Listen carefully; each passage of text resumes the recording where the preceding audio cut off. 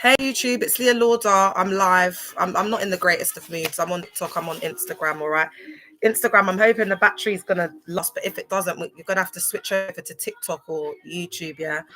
So anyway, I'm gonna give you a little story time, yeah, of how this all started, a little bit about my background into it.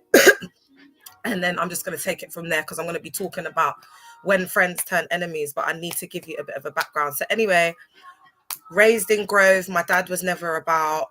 My nan went for a routine surgery for her slip disc, and she's come out paralyzed from the waist down. Absolutely traumatic. She was disabled in a wheelchair.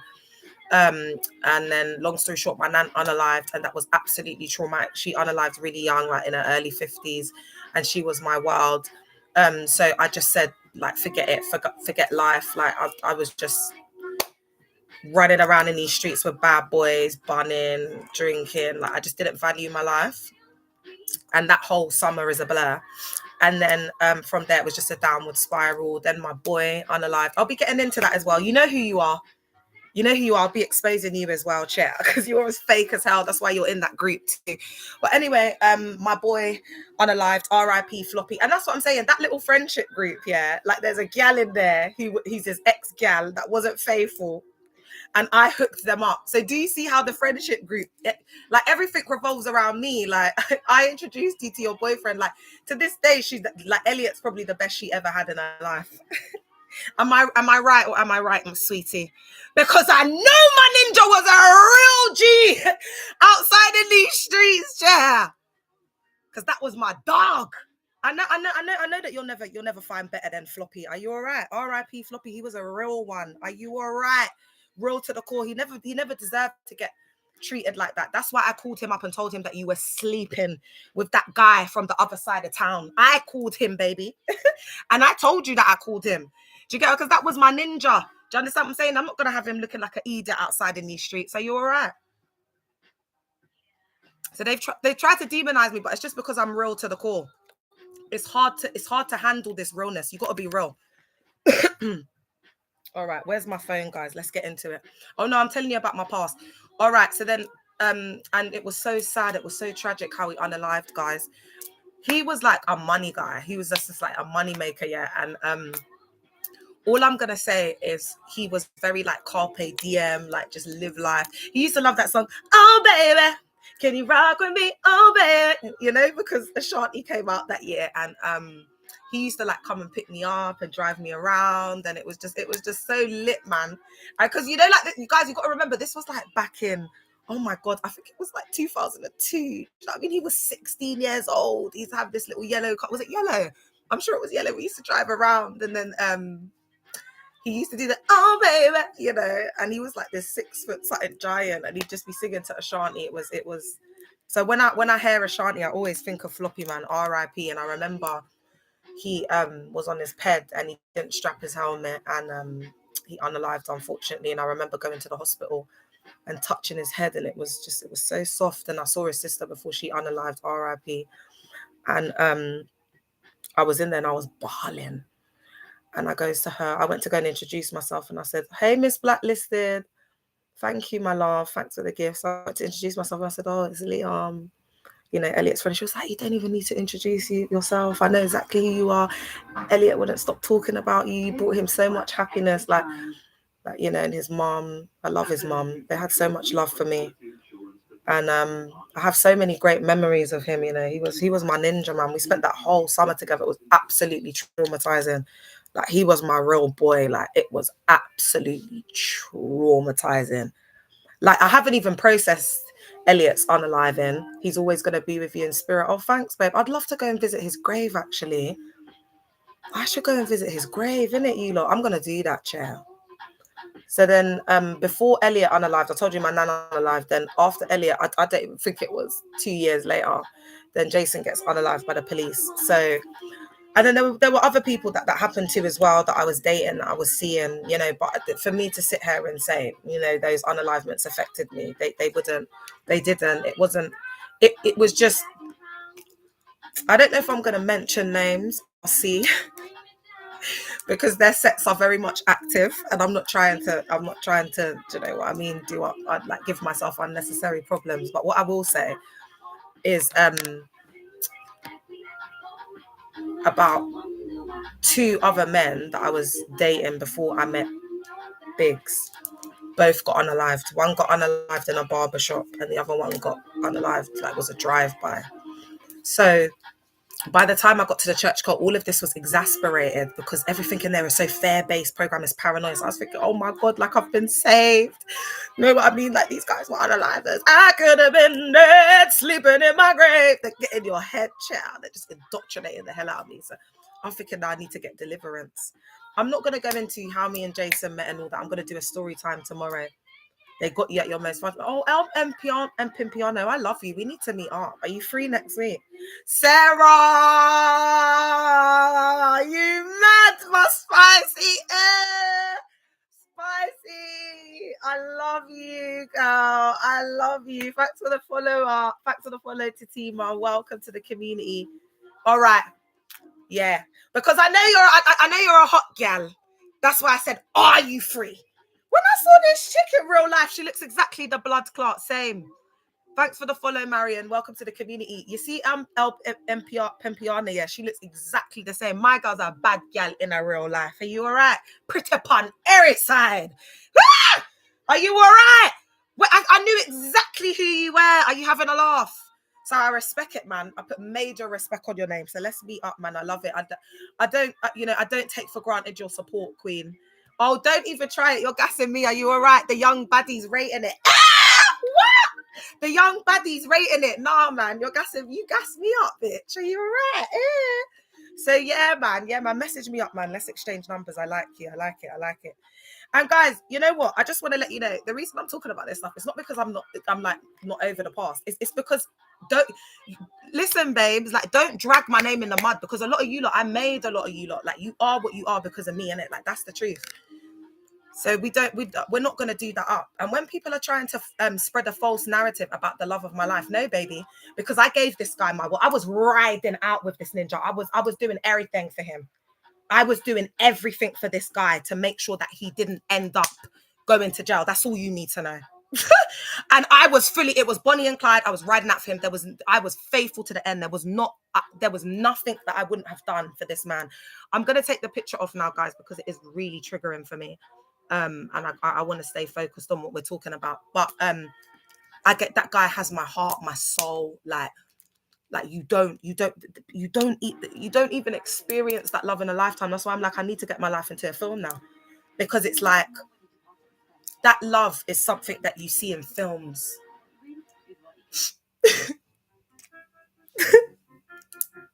And we were like the Romeo and Juliet of the hood, because he was from Bush, like White City. I was from Grove, and I'd been out with the guy who was like the main GM of Ladbroke Grove. Hey, Cherry Pie, and my story checks out. Has anyone come forward to say that I'm talking rubbish? Has anyone come forward to say that I'm like the math ain't mathing? Has anyone? And if they do, like, let's talk about it, innit? Let's meet up and talk about it. Thanks, Maureen. Let's meet up and talk about it. Do you not know Mama P from Ladbroke Grove? Do you know Mama P? Because if you don't know who Mama P is, don't come and chat to me. Do you understand what I'm saying? Like, I'm really connected in these streets in Grove. Third generation, bitch. I'm not going to talk to you about GMs and old school gangs. I'm going to be talking about OG mothers that started Carnival, started Notting Hill Carnival. Real rass women, them that call me their daughter. Because my dad's a yard man. Are you having a laugh? Do you know who I am outside in these streets? Don't play with me, babes. I'm not the one. I'm not the blood clot one. I'm the princess of Ladbroke Grove. My mum is the queen. Like, let's not do that. Third generation, B. Third blood clot ration. And there's still generations in there right now. Let me take you to the block. Don't play with me.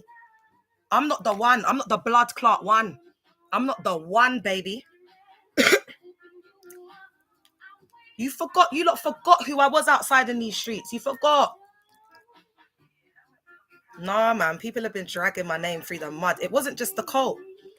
Just like the cult, it's the same thing. Don't you see? I've repeated the same cycles. I went in there like a doormat, wearing my heart on my sleeve, just loving everyone, this and that, and the third. And they took advantage, dragged my name in the mud after I left. Miss CHM. I'm going to call survivors anyway. Same mentality, different folks. Yeah, different folks. Same. I don't even know the saying.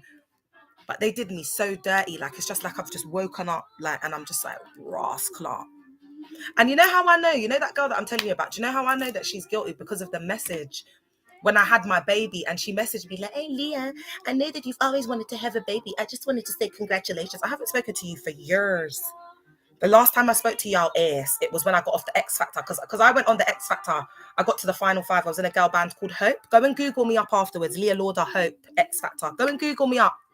Put in Leah Lauder Hope. Go and Google me up. It all checks out.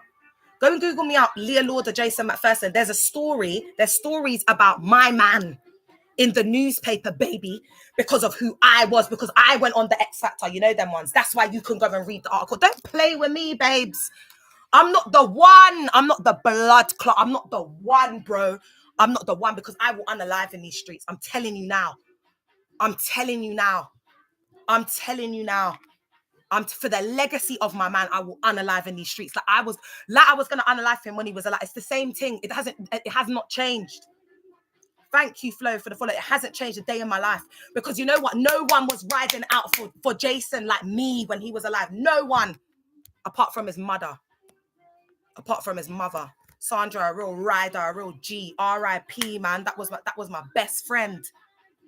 That was my best friend. And I weren't moving with Sandra and going to bingo, because Jason already loved me. It didn't matter whether his mum, do you know what I mean? He was whipped. Like, it didn't matter. I loved her for who she was. She was anyone that knew Sandra, oh my God, she was an angel. The police unalived him. It was a routine stop and search. They said he had something in his mouth. Took him into the I can't really talk about it too much though, because it's like an open case, but I will just say to you that it was police brutality. You can go and check out, there's a film on Jason McPherson. Original, how do you know him? How do you know him? He was targeted. Yeah, he was profiled because he had a past of being like in and out of jail. Even when I was with him, he was recalled and he was in jail for 2 weeks. And I wrote it out for that guy. Oh my God. Oh my God, guys, there's things I can't say on the internet, but when I tell you there was nothing I wouldn't do for this guy, I don't think anyone understands. I risk my freedom, I risk my life for this man. I risk my life for this man. Do you understand? Oh my God, and then I'm hearing that people are talking lies and dragging my name through the mud. Oh my God, I can't believe it. The betrayal. Oh my God, I'm so angry. But do you know what? It's all right, because God doesn't sleep, Jill. God don't sleep, Jill. God don't sleep, and God knows what these people have done. He hears the things in secret. He knows the thoughts of man. And may God judge all of your thoughts and every bad intention and lie that you have spoken on my name, if it is untrue.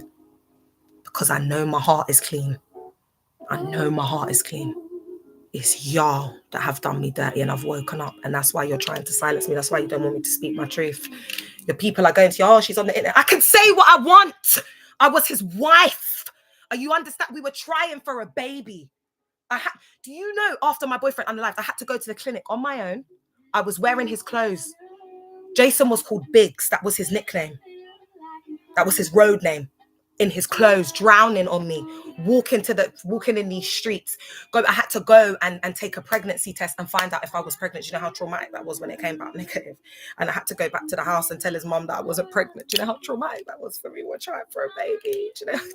Oh my God. No one understands. No one will ever. And then people wanna come on my phone and message me from the past, telling me I should stay away from the spotlight and I should heal in silence. Babes, were you there when I was 19 and I was viewing the body of my boyfriend? Were you there when hearing the police unalive him down the phone? Were you there? Were you there? Because it was only me and his mother. Me and his mother were Jason in his last moments. It was me and his mother that was on that phone to him. Oh my God in heaven. Oh my God in heaven. Lord Jesus Christ. Jesus, I've been done bloody dirty, man. bought this guy his happiness in his last moments, this happiness. Do you know, like this brother took me to, this guy was a real gangster. Like I just need everyone to know, anyone that knows Biggs from White City, yeah. There's people, they've done tunes about him, he's on gigs out, like Jason was a real gangster, right? He took me to Battersea Park. This is one of my best memories of him. He took me Battersea Park. We went to the market because they used to have these CDs and he used to love getting these, you know, the burner CDs. So we went there and then he took me Battersea Park and we walked through Battersea Park and he told me how much he loved me and how much he wanted to spend the rest of his life with me. And that was just the day. I remember praying to God and saying, please don't let me fall this deep in love with this man. Because I can't control it now. I'm falling so deeply in love with him. That's it. It was like, no matter what he did to me, whether he cheated on me, whatever he did, I was just going to stay with him at this point. Because, you know, that's why I tell young girls, don't love a man more than you love yourself. I mean, I wouldn't take anything back because Jason unalive. So I needed to love him that way. I needed to love him that way. But it's like, I wouldn't advise it to a woman because that's why I couldn't survive it. Because I loved him more than I loved myself.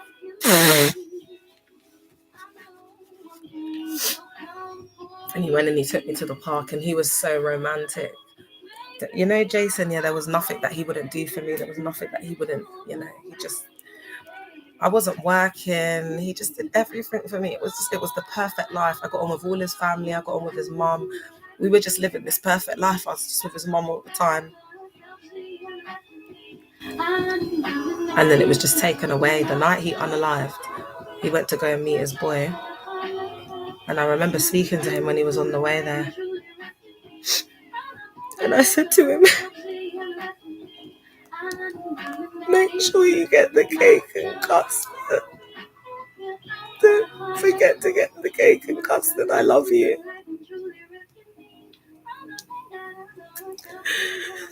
That was the last thing that I said to him, guys.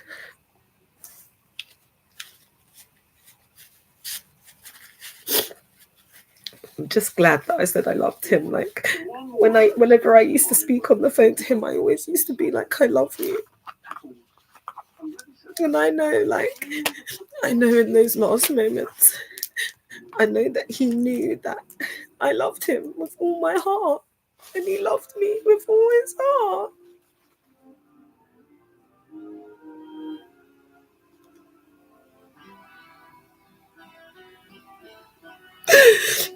No one ever replaced Jason. He was the love of my life. The absolute love of my life.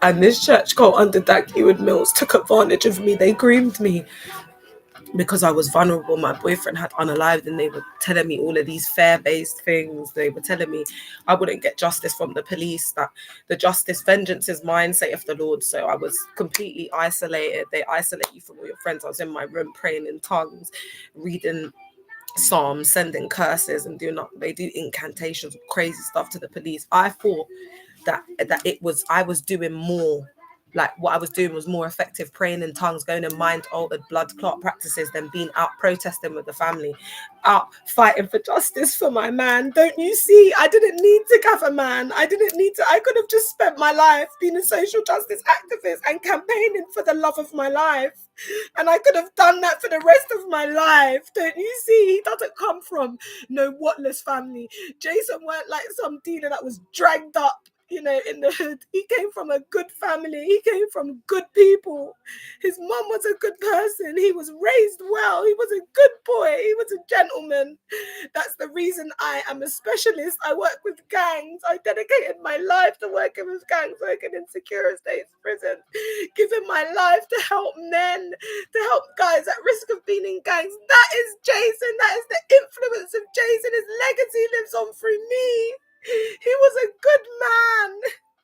And they profiled him. They lied. They unalived him. And I can't stay silent. And I know the family's upset, but I cannot stay silent because he was my life. He was my life, man. That man was my life. When I went to the hospital, it was me and his mum at the hospital. The night he unalived, I was driving in the car with his mum, trying to look for him. I was living in the house. I was like a second daughter. I was his wife. I was his wife. I was at the hospital. And when they told us, I collapsed to the floor, guys. And I had an out-of-body experience and I could see myself on the floor. That's how deep it was. To this day, I don't even know what happened, why that happened. But because the love was so deep, like I couldn't handle it. It was so deep. If it wasn't because I was so broke after he died, I would have had a tap hair. Do you understand? Saying R.I.P., but I didn't have the money. I was his ride or unalive. Like, you know, I was young and he was my first proper love and he was unalived. Oh, disassociation by the police. Do you know how traumatizing it is? It's bad enough when they get unalived in the roads. My eyes was open, my innocence was taken away from me. Like the people who are supposed to protect us, I don't feel protected now. This world is EVIL. Like it doesn't get more worse than that. And then I got these people recruiting me and telling me that I'll get justice and vengeance from the Lord. Of course I'm going to go there. I want them to get punished. I want justice. I was desperate.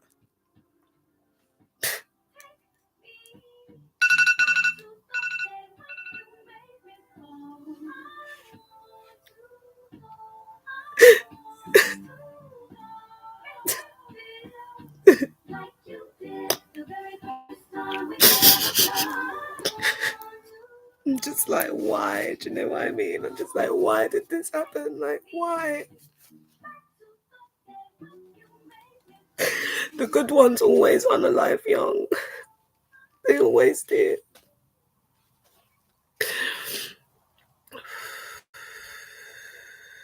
I am surrounded by love. And Jason is with me. Jason is with me. You have found your way to the heart of something huge. And I want everyone to know that knows him, whatever. You and I both know that if Jason was alive, things would be very different, my loves. We would be singing from a different blood clot hymn sheet. Don't play with me, because everything's starting to come back. That guy used to cry in my shoulders. Let's not do that. Let's not do that. Don't push me. Don't push me, man. Push me.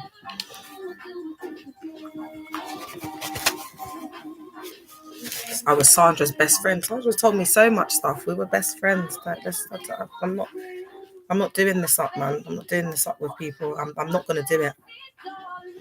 Thanks, God. I needed to release that. I really did need to release that because it's just been too much. I've had too many people speaking on my name, like just talking lies.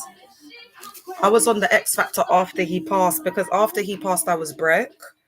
And I left, I dropped out of uni a bit before that. So I was like, oh my God, what am I going to do? Like, I haven't got anywhere to live. I'm broke. So I said, oh, I can sing. Let me go on the X Factor. I can't remember the timeline. I can't remember, but it was after. And then I went on there. I got to the final 5. And at the same time, the cult was recruiting me. They had access to me. And then when I came out of the judge's house, that was it. You know, they just had their claws into me because I was touring. We had a tour manager. He was like the Simon Cowell of the tour management world. So he tour manages Madonna, U2. He was managing, you know, the Neptunes. So we did a tune with Pharrell. You can go on YouTube, put in Pharrell, Hope, featuring Pharrell Williams. If you go on YouTube, it's all on there. I speak facts. If I'm gonna talk, I've got evidence. Do you know what I'm saying? Like, because I don't talk human fecal matter. Do you get what I'm saying? Like, I'm not an idiot. Yeah. I don't think people understand. Like, you see, when you're on the roads and these real money guys, like these real gangsters, they don't settle down. You know, they don't really like. I need people to understand the significance. It's like Faith Evans and Biggie. Do you know what I mean? I was his wife. Are you all right? He just unalived young. Me and Jason would have never broken up. We would have had kids. Like, I was his forever person. Like, he was who was he gonna get with after me? Do you know what I mean? Come on, man. That was my husband. Are you all right? There was another time he went to a wedding. His hating ass friend Johnny. Yeah, imagine it was Johnny's brethren or something, and he invited me, and then he said that he couldn't bring me because of the invite or whatever. And he took his beast of a girlfriend. She went wearing the fit was just crazy, some crazy shorts. It was just the MES because he didn't want me to come. You know, the hating because the friends were hating, and he did that to get back at me. Do you know? It was crazy, guys. Like, they were obsessed with Jason because he was only around them, man, then because Jason was a kind person. He wanted to bring them up with him because they were his friends from the roads, like childhood. But Jason was just a special person and everybody loved him. So he was trying to take them guys along with him and everyone was telling it that was his downfall. But I was the one who came in that was able to kind of start to separate them because he loved me so much. So Romeo and Juliet is such a sad story, guys. It's like the hood Romeo and Juliet is so sad, honestly. If ever there was a sad love story, it's this, yeah.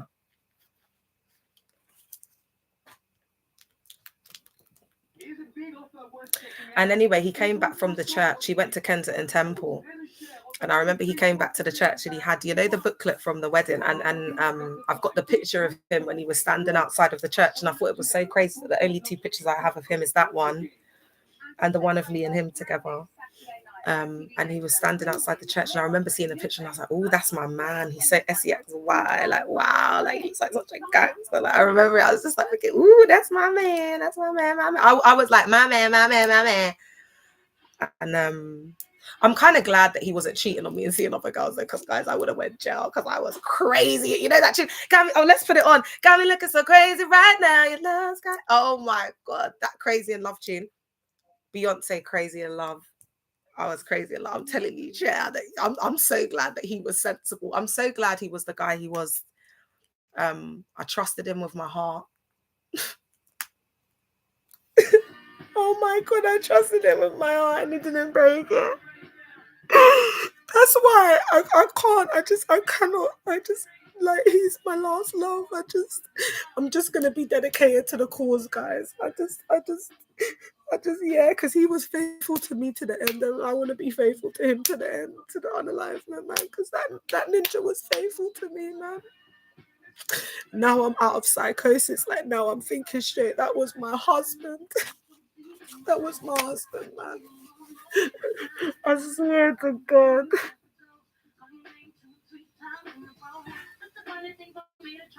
I trusted him with my heart and he didn't break it. You know, guys, I sat there and I started going into religious psychosis. You know, like, because the only thing that could separate us was unalivement. There would have no one could separate me and that guy. Oh my God, it was so strong. And that's why I could survive the cult and I could survive my divorce and I've survived everything that I've survived because I've already unalived. There we go. I've already unalived. I need you not to know I'm a different person. I'm not the same person I was last week, B. Like, I unalived. Like, you see, when Jason unalived, that's when I unalived. I'm here for a purpose, bruv. I'm here for a purpose. I should not be here. I'm here for a blood clot purpose. That's why I'm here. You understand what I'm telling you? That's what it is, on period point blank. Because that kind of love takes you out. There's a woman in my ends, yeah. She used to go out with this twin. There was twins, yeah. One was the legit twin, working, a good boy. The other twin was on the road, like an unaliver. So anyway, imagine they unalived the wrong twin. And this woman was madly in love with him, had 2 kids, like how I was in love with Jason. And they unalived the wrong twin. Guys, to this day, she's still on hard food. And I'm talking about the main person, like the main sea head of the ends, like she's out with nothing on, like, and you know, I love this woman so much. I'm not going to say her name, but I call her auntie. Guys, she used to have, like, you know, I don't know what she's been doing. She's on hard food, like all crust, all that. She come and, Leah, kiss me up. I'll be letting her kiss me up because I got love for her. Are you all right? Mad love. Like her kids, they, like, even to this day, they come online and they'll just say something. They're cussing the trolls.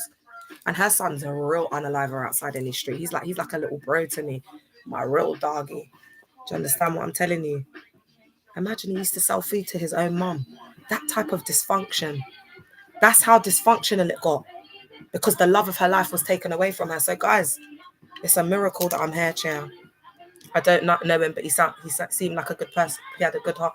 He was the kindest person that you would ever meet. Radiated light. When you look at the picture that I put up, you can see his aura. He's shining, he's beaming. Oh my God. But a very serious guy. He was just a boss. Oh my God, he was just a boss. Like, you know, like, but men like that, they you know, like real gangsters, they don't really survive, guys. That's the truth. Real gangsters don't really survive, because remember I said to you, a real gangster is not about a guy who's out there unaliving people. He's got a heart for the people. He's got a good heart. So the things that he does is kind of done with just, I don't really know how to explain it. Like, you know, these guys, I don't know what I'm saying, but just if you're from that world, you'll understand what I'm saying. Like when they're out and they're just reckless and ruthless, that's unstable. That's trauma. That's they didn't have a mum in their life. You know them ones. Are you all right? Don't pee me off. A real gangster will love his girl as well because he loves his mum. Hood righteous. Oh, I love that, Miss Blacklisted. I love that. Oh my God, Miss Blacklisted, you don't know what that's done for me, saying hood righteous. I just felt that all in my heart chakra. Thank you so much. Thank you so much, Queen. I'm just sending you love and light. Thank you so much for that. Oof. People who know. Yeah, you're right, babe. You're right.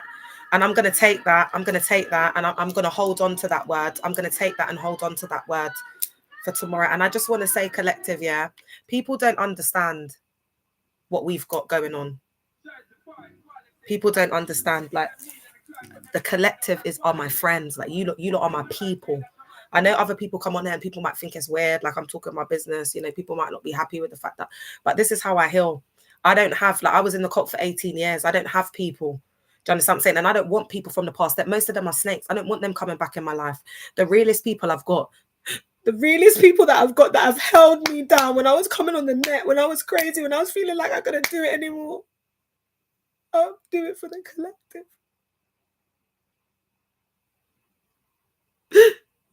Do you understand?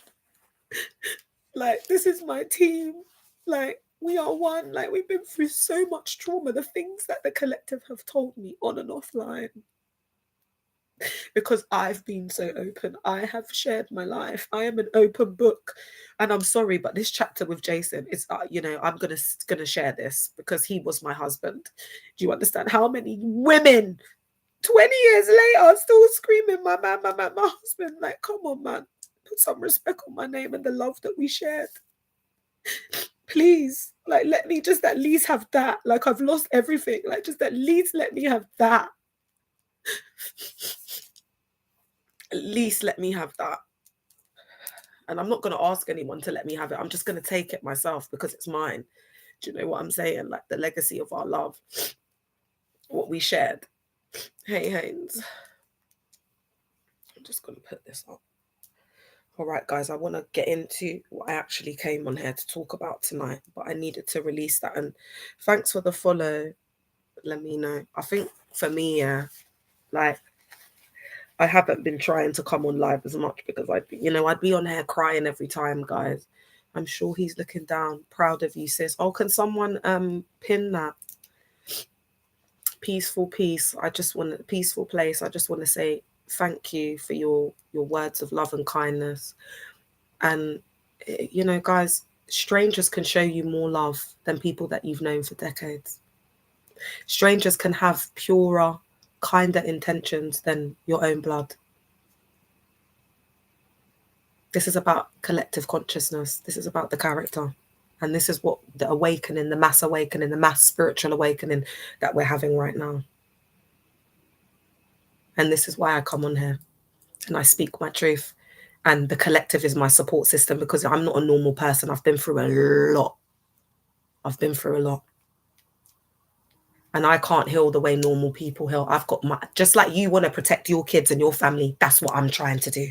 Because if I don't come on here and release it, my two girls, how am I going to show up for them? So I'm doing just like everyone needs to do what they're doing for their survival and their family. That's exactly what I'm doing.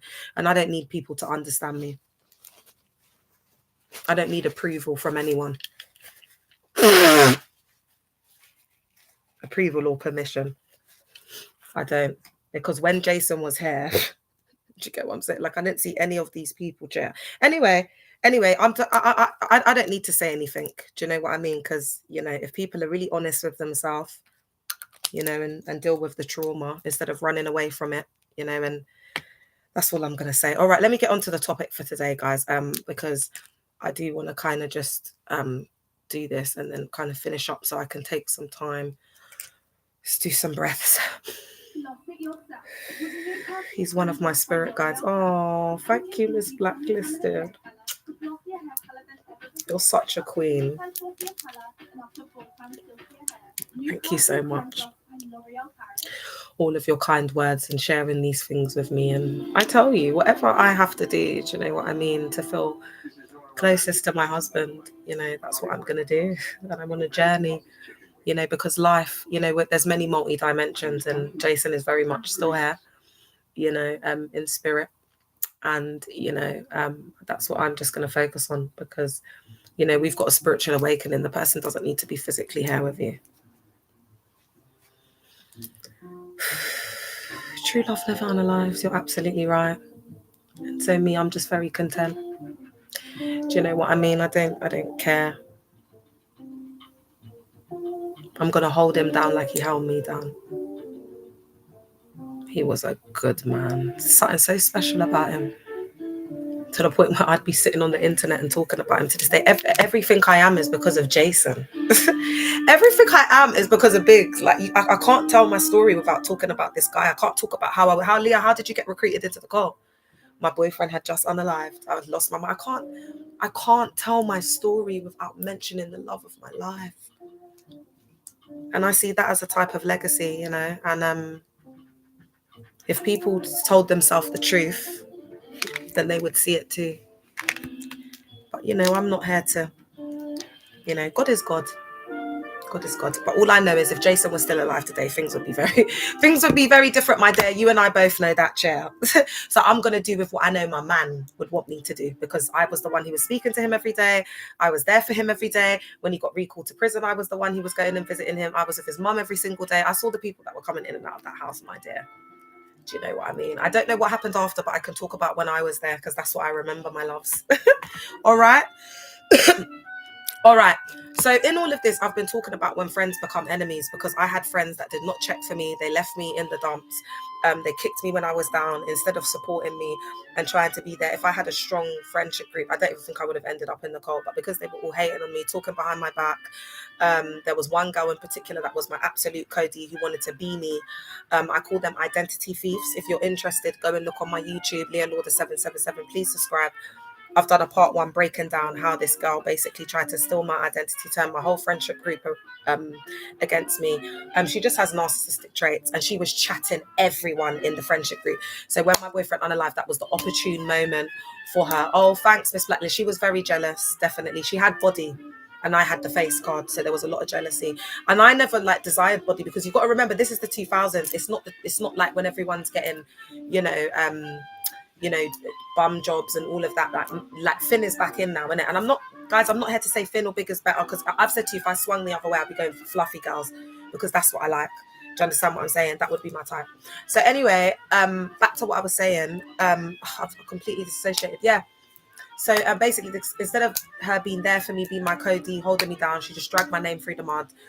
She started chatting me, turning the whole group against me. Then it was like they're all she all knows all of those people because of me. I introduced her to every single person in that group chat. Do you understand what I'm saying? And then they're all sitting there and having conference calls about me. It was just mad. It was just mad. I just didn't have good people around me. Like Jason didn't have good people around me. And those snitches and those rats led him to be in that situation. It was the same with my brethren. I'm not blaming them and saying, you know, because it was because of them that I ended up in a cult. That's not what I'm saying at all. Not at all. Because I was very traumatized. And there's 2 sides to every story. But baby, you've been telling your story, running around, chatting my name in these streets for years. You've been talking about me for years. I haven't had a chance. I haven't even uttered a word against you. And you know what? The funniest thing is, at the school reunion, I tried to talk to them. I tried to talk to one girl in particular, and she shut me down. So, yeah, this is why I'm talking on the internet, yeah. These places of worship, it's like they take you at your weakest, bun them, judgment on them. Amen to that chair. Let the church say amen. So that's the little intro. If you're interested, you can go and watch the full recording on YouTube, because it is saved. It is up, because they've been chatting my name and having conference calls about me and conference meetings. So I wanted them to have a video so then they can all guess about who said what at what time, because that girl was chatting all of you lot behind your back. That's why she cut me out. She was my best friend first. That's why you don't do things like that. You don't cut off the person that introduced you to your whole friendship group. That's foolishness. But I see now that it's a very low vibrational group. I think that I triggered them in a lot of different ways. I think there was a lot of projection, and that, instead of them dealing with their own trauma and their own, it was just pointing the fingers at, because isn't it easier to just point the fingers at everybody else so that you lack accountability and so that you don't see like how dirty you actually are and how much of a snake you guys are. So you all come together, very fake, very two-faced. And when you have those big groups, what will be happening is they go off in little corners and then they'll be chatting other people, because out of the group there'll be two that's tight and two that's more tight, and you know what I mean. So that's why I don't deal with 304s. I don't deal with large friendship groups. I've got like one Cody. There'll be one person that I'm moving with, and I regret introducing that girl to my other friends. That was my original Cody, my original best friend from secondary school. I regret introducing her, and it was a lesson. It was a life lesson, because after her, I just didn't do that. I didn't invite, like, I don't cross over friendship groups with other people. Like, I don't do that. And I wouldn't do it now, because I'm almost 40. So I've just got one friend. I'll just only ever have one friend, because that way, if my business gets out there, I know it's you, B, and then you and me, we got to go face to face now, because it's only you that knows my business. That's the wisdom. But when you're young, DUMB, naive, do you get what I'm saying? You're running around in these streets, wanting friends with everyone, telling everyone your business. You don't love yourself. Do you know what I mean? Like, everything's external. So you seek external validation from everybody else. That's why a real boss, like, they lead trends, in it, like, they don't follow fashion. So when you're following fashion, you're copying trends and things, like, you're not authentic to self. Hi, how did you know it was a cult, please? Cult characteristics. I came to the realization during the pandemic. My cult leader is based in Ghana. He was standing on the mountain in his compound that he calls the Anakazo Bible School, wearing a red cowboy hat, a white shirt with a red handkerchief and dark black glasses like this. And he was losing his mind, saying, his empire will not be destroyed. He was in full-blown psychosis, Daggy with Mills. And at that point, there was like a voice. And it said to me that he's just like Jim Jones. I don't know if you know about Jim Jones, but if you don't, go and look him up. But he was a cult leader posed as a monk, a pastor, and he managed to convince the people to go to Jonestown, to Guyana, and he committed mass slip and slide with them, and over 1,000 people unalived. So it was a what side. So it's crazy. Go and check it out. And I don't know if it was my internal monologue, God, I don't know what it was. It was just something that came to my head like a voice.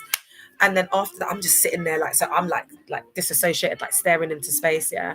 And then I got this other thing that came to me, and it was like, if he was to say right now that Dag has heard from God, and God has said that this virus is going to wipe out the whole of Europe and the UK, sell up all your belongings, come to Ghana. I was like, how many people will go? A lot of people would go, actually. And I was like, would I go? And I was like, oh my God, I'd have to get permission from my husband. And I started talking to myself. I was in full-blown religious psychosis, because you've got to understand the pandemic was already turning people off, because we'd never experienced anything like that in our lifetime. And then on top of that, I've got a raging lunatic, malignant, narcissistic, tyrannical dictator that hasn't dealt with any of his trauma from birth up until the point where he's like 60, and he's still running around in these streets with the mindset of like an 18-year-old when he started the church cult, and life stopped for him in the 80s. Do you understand what I'm saying? So hence the dual citizenships. What do you mean by that, my love? Give me a bit more.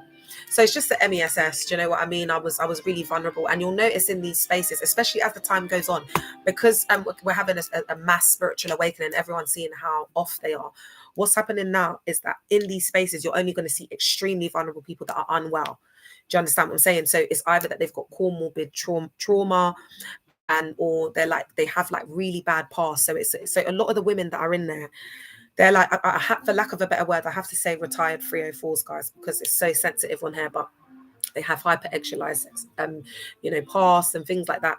So they come in, and then they have, like, it could be grief, trauma, you know, they could have like a life altering experience, and then they just go into this full-blown psychosis, and then it's like they go into religious psychosis where they can be this new person, they can like erase all of their past.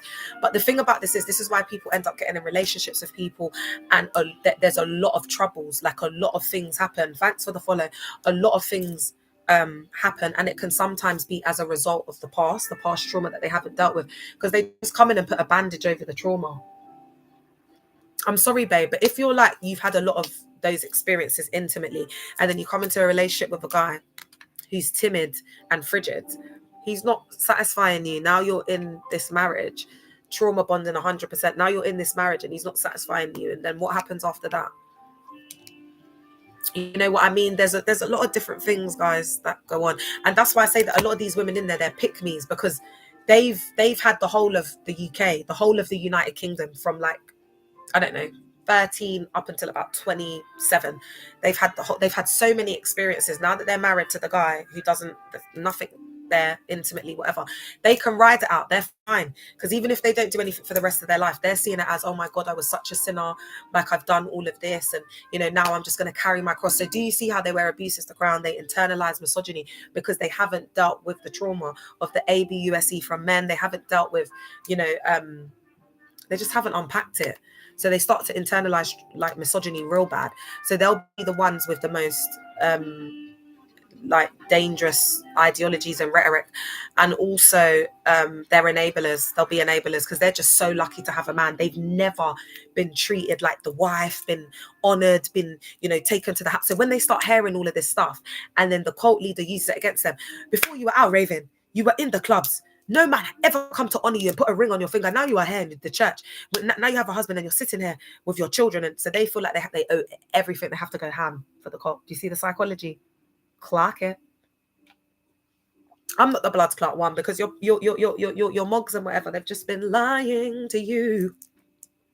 All right, my loves. That's all it's been, baby. And I'm here to expose it, because I was there for 18 years, and I don't think they had any intention of making me a pastor there. And I think my spiritual father knew that. So he overcompensated with doing up this spiritual daughter of the house, and he trained me up exactly like a pastor, like how you would a pastor. So I was like an over seasoned Christian, like overqualified, over pastored out, over rinsed out, yeah, you know them ones. So I just know everything, to be honest. You know, I was in there, I was like a piece of furniture. 18 years is a long time. All right. So I spoke about when friends become enemies. I gave you my story. I gave examples. Apparently a lot of people are going through this. So I'm so glad that, you know, it can help. And I feel such a release. I feel so much lighter. I feel so much happier. You know, I don't care what happens after this, the consequences, whatever. I don't care, because it's about me. It's about my healing. You know, I need to show up for my kids, and I'm going to do what I got to do. So why do people do this? Why do people, you know, why do people become frenemies? Why do they thing you in your back? Why do they lie? Why do they, you know, steal your whole friendship group that they've been chatting off their mouth? Well, what, guys, when I tell you the things this girl, because this girl that was my BFF, because I was young, DUMB and naive, yeah, and I've got such a good heart. I just want to help people. So I don't want to say felt sorry for her, but back in the day I did, you know, and I wanted to help her. I'm like that. I'm a nice girl. So she just did me so dirty. All I did was try to look out for this girl. And the things that I told her could have got me in trouble. And I told her these things. I trusted her. And this girl went and opened her big mouth. Oh, if you're watching, girl, God doesn't sleep, Joe. You see, God don't sleep. God don't sleep, G. God don't sleep, Joe. You know you did me dirty. Real bad. Real bad. It's not actually about forgiveness. It's got nothing to do with forgiveness, because she doesn't exist in my world anymore. Thank you, Queen. When Lucia and Innes is on, I feel like I'm in luxury. Like I feel like I'm being pampered. I feel like it's you know, when they're around, my lives are given soft life. I appreciate you guys so much. You know, Innes and Lucia, like, you've really been there for me, and I just want to say thank you. I just want to say thank you. I will not never forget what you guys have done for me and how you've been there for me. Yeah, I won't forget. I really appreciate, like, you lot are real ones. Like, and you know what, guys? I've had some bad people around me. You know, friends who have thinged me in my back, been jealous of me, hated on me, and I'm just a good girl.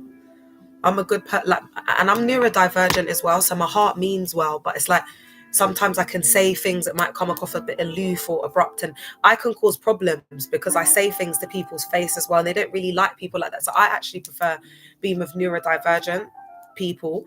So what I've noticed, like with the survivors, is that most of us are neurodivergent, and I think that's why there's just no problems. There's no problems with the survivors, because it's like we just get each other. You know what I mean? And you know, I've been a vulnerable adult, and I have been a victim. I have, but I'm so loud, and I'm so, like, you know, it's like, and this is why, that's what resonates with me. You know, these guys on the roads and in gangs and stuff. Really, I get it. I get them. I understand it, because they are the victim. They're the ones from the trauma. Some of these guys, they if they don't shop, they're not eating that night, because their mum's on hard food. Like, they got to look after their brother and sister. Like, guys, like, I've worked in secure estates, and when they're locked up, I've worked there. And guys, when I got access to the whole system and I saw the background of some of these guys getting their uncles eaten from the great bowl from a child, real DMs, sad.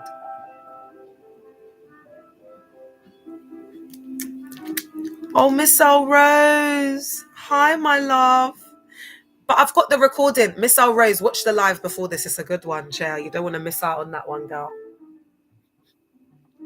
Let me know what you think of it, and I'll comment back to you, Chair. My YouTube people that are arriving, Chair. This is such a release, because people just been lying on my name. And guys, I'm not trying to sit here and be like I'm perfect. There's two sides to every story, of course. There's my side, there's their side, and then there's the truth. But one thing I do know is that my heart and my intentions were pure, Chair. My heart and my intentions were pure. That's why I'm here and you lot are there. Do you know what I mean? To the people that did me dirty, that this karma, do you know what I mean? Like, people are woke. That girl used to chat all of them to me. She used to chat all of them. She's such a gossip. Like, she loves gossip and knowing what's going on in people's business. A real gossip queen.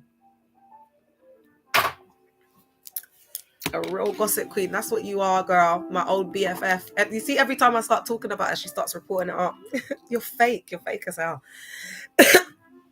Thanks for liking up the live. Guys, like up the live, please. All right, let's get into the topic of today.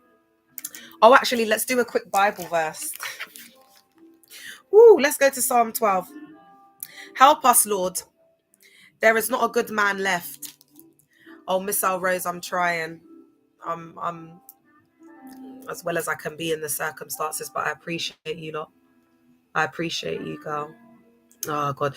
This thing that they do on TikTok, it's so annoying. You got to do the puzzle. All right, so our Bible reading for today, because we all know when we do a little Bible reading that everything's going to be okay. So a prayer for help, Psalm 12, the reading of this evening. Help us, Lord. There is not a good man left. Honest men can no longer be found. All of them lie to one another. They deceive each other with flattery. This is you lot. So you're there reporting up the life, but this is the scripture for you from God. Silence those flattering tongues, O Lord.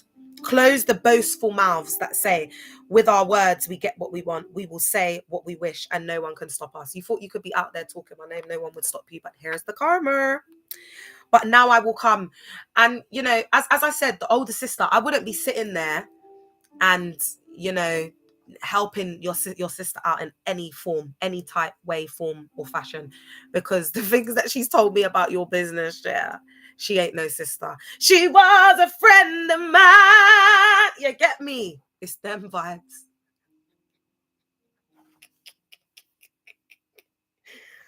Woo! But now I will come, says the Lord, because the needy are oppressed and the persecuted groan in pain. I will give them the security they long for, because that was me. I was needy and I was oppressed. And instead of you being there for me, instead of you loving me, showing me love, being there for me, you turned out to be a snake in the grass.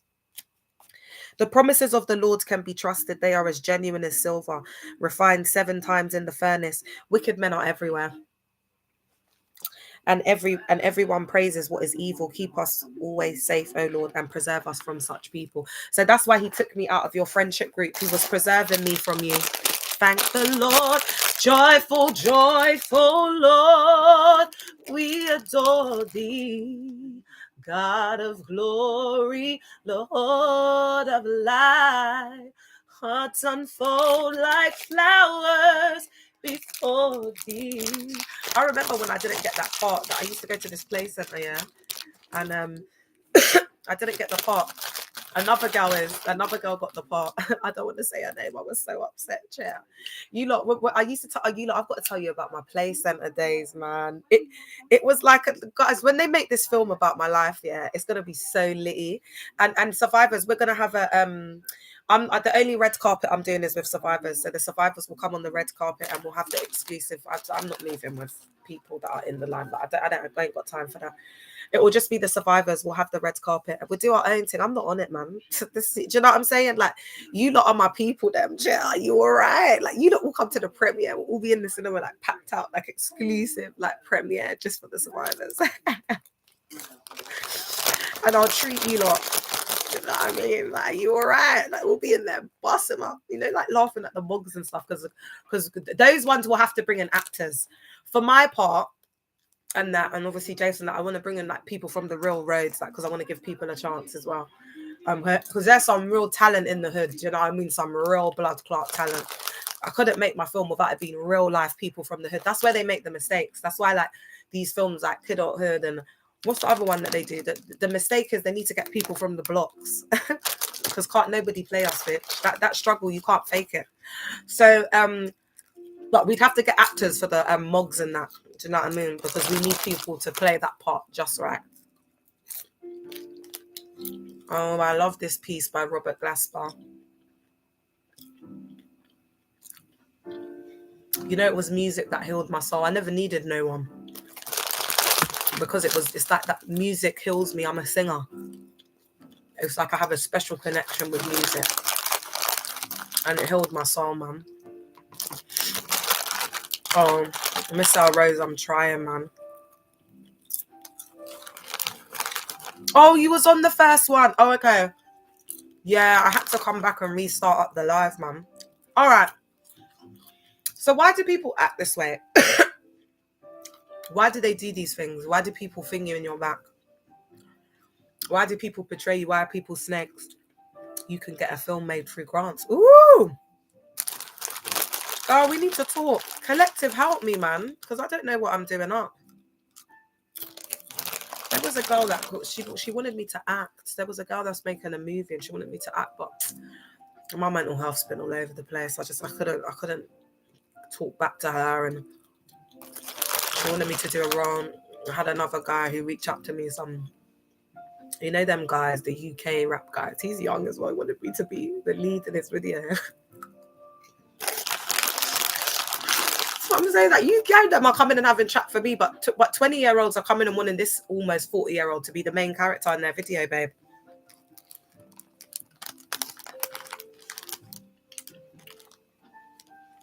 Do you know? Don't play with me, babe. You're lucky I wasn't born in the 90s, babe, because I would have been a video vixen married to a rapper or a basketball player, and then I wouldn't be doing this. I'll send you my director. Ooh! All right, girl. That's what I'm saying. Look at PhDK. I got some real queens in the cut. Like people who are really educated in the life. Follow me. You know what I mean? Like, you ain't got no people in there that are truly like woke. Like, they ain't in there. There might be doctors and this and that, but they've learned to pass the test. They ain't truthfully learned. They got thought blockers in there. That's why all of this I learned from uni. I didn't go to pass the test. I didn't pay someone to do my work. I really, you know, got into the literature and studied and you understand? So I understand the social sciences. That's why I call myself a social scientist and an expert. I went in the cult for a couple of years. Like some people are doing up and coming out and calling themselves a cult expert. What makes you a cult expert? Because I've been dealing with systemic institutional injustice for 20 years, baby. I'm a survivor of CCE. My boyfriend was unalived in police custody. That's why when I speak, there's a vibration. I'm not outside in these streets talking human fecal matter. trying to compete with people. That's what, guys, that's what people are really about, you know. It's just all competition. They project. Do you know what I mean? You got to choose your friends wisely, man. Experience makes us experts. Ooh, Miss Blacklisted, you're so bloody intelligent. And that's what they say in social work, that the service user is an expert of their own life. If you've got a good social worker, they should be giving you the power as a service user and understanding that you're the expert of your own life, because because a lot of people who are service users, they've got comorbid trauma, comorbid disabilities, which just means a lot of different things going on, unexplained things. A lot of different investigations need to be carried out because of the trauma. The body keeps the score. Trauma gets trapped and stored in the body, and it manifests into illnesses, cancer, kidney issues, autoimmune diseases. Yeah, it's not you need deliverance and we'll lay hands on you and then all of a sudden you're delivered. That's human fecal matter, man. What are you talking about? Do you know how much science has gone into this? Like the years, the hundreds of years of different like physicists and scientists that have come and done all of this work, and they just want to come and say lay hands on. Come on, it's absolute human fecal matter. Come on. And you know what? I saw a girl, she did a video, yeah. I only trust Jesus, he is full of grace and truth. If that's what works for you, my love, I'm happy for you. Well done. And she was basically saying that she can't take people who go to these places of worship or whatever serious now, because it's like you're not doing anything for humanity. I was bossing up. She went in. I'm gonna make it shorter, the video tomorrow, and I'm gonna post it. But she just went in, man. Oh my God, I'm such a fan of her. In reference to the first live, it's really dangerous to be friends with pick-me's. I learned the hard way. But anyway, I'm good now, and I'd love to have a sisterhood. Oh, Miss L Rose, let me know when you're ready, and I'll add you to our sisterhood group. I think this is so beautiful. I feel like the survivors are becoming, I think like you lot are getting more open to wanting to like make new friends and start your life. And do you see why we weren't supposed to have a survivor link up? Because I think we've had to do this work in our shadow work, opening up, trusting, not feeling afraid of these idiots. Do you know what I mean? Like just being able to just, spend time with each other and be together. Do you know what I mean? But I am going to do the survivor link ups a bit differently moving forward. I'm going to put it on. I'm going to do not GoFundMe. What's the other one? Eventbrite.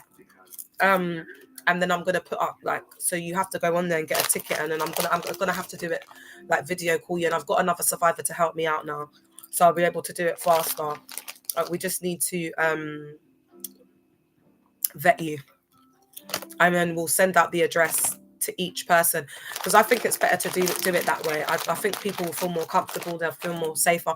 And I'm getting a bit more beta now. I think I've got to accept it. I am getting a bit more beta. People are recognizing me a bit more, and I don't know who's on my side, who's not. So I want to protect my privacy a little bit more now when I go out, because people are just starting to talk to me and just coming out on the street and telling me their whole life, and I don't mind. But a lot of the people that stop me, they're church cult hoppers, man. So they say some stuff, but then they trigger me, like as they're talking, and I have to just let it go, because it's like, bless them. They're trying. You know what I mean? All right.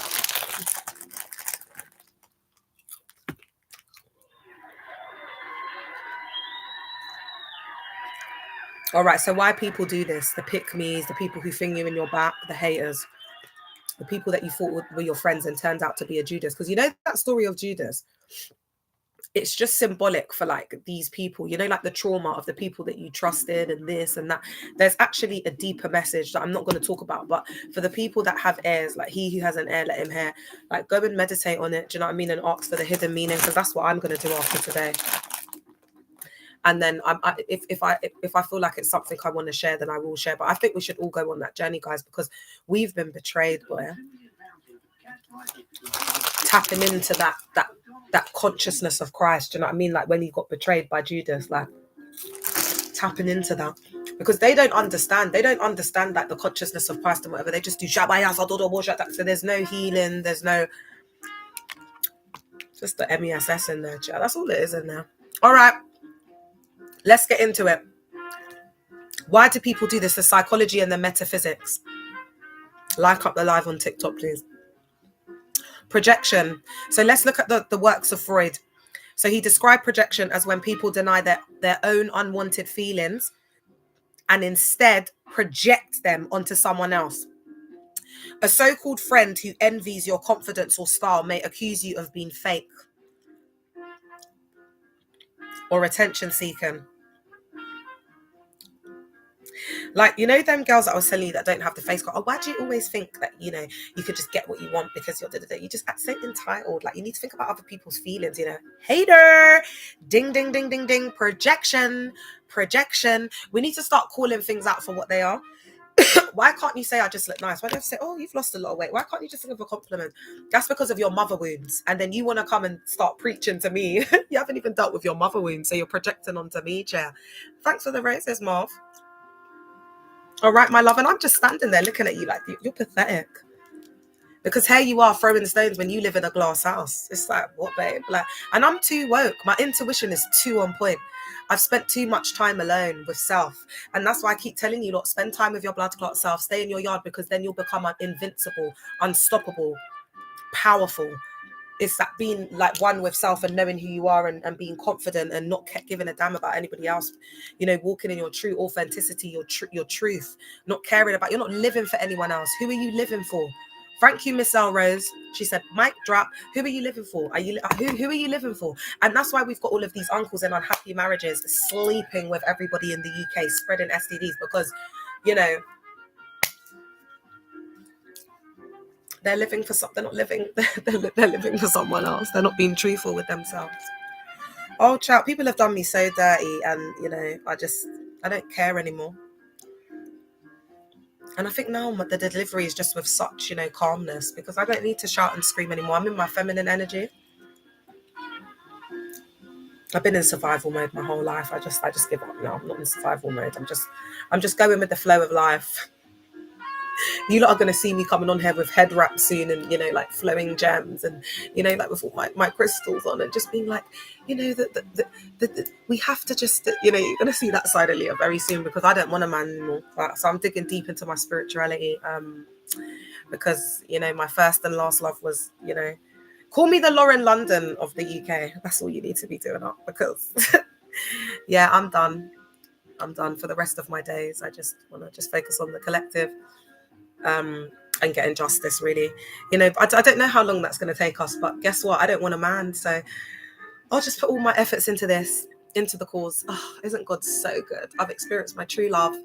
You know, I can still just like connect with Jason in the spirit. I mean, it's a win-win, and then I just get to focus on justice for the collective. I mean, and I've got my beautiful children. It doesn't get better than that. Need a man for what? Need a man for what? Need a man for what, baby? And God's going to bless me financially, so I'll be fine very soon.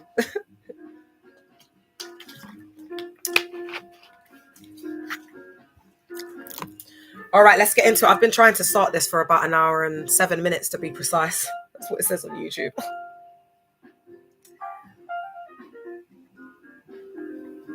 So a so-called friend who envies your confidence or style may accuse you of being fake or attention-seeking, because deep down, those are their own feelings. They want to be you. Copying you and then turning others against you is their way of projecting their insecurity. How can you steal my whole personality? Guys, I've got this tattoo here. It's so unusual. It's on my back.